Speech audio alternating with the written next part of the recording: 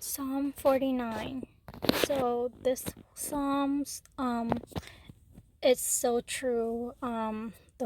It says right here that he will express the psalm writer will express his riddle on the harp. So basically, this is a song, and this is a song that kind of like a riddle to life.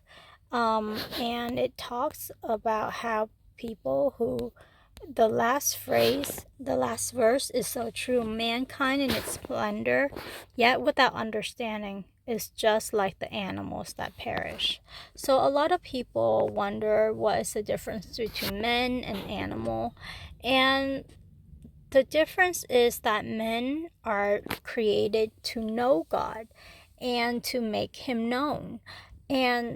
But then when we don't have that understanding, we live for just today. When we don't live for God, then there's no difference. Then we will be like the animals that perish. And it talks about how when a person becomes rich, he might gain fame and wealth, and people might know that person for generations to come. However, after he died, he can't bring it with him, and then he will never see the light. However, for people who love God, verse 15 is saying God will redeem his soul from the power of hell or Sheol, for he will receive me. And so this psalm was written way before Jesus, but they know that people who trust in God, God will redeem. And that right here, like the way of the foolish are that they sink down to Sheol, and death will be their shepherd.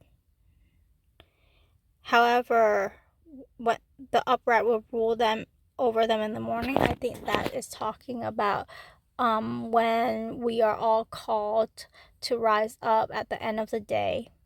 I mean, at the end of time, there will be a resurrection, and then everyone will be judged, and the upright will rule over them in the New Jerusalem.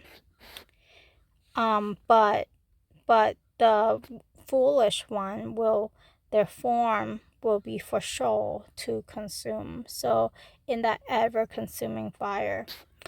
And so that is pretty much the gist of this, and I think it's very true. It's something that people don't think about, but it's something that people should.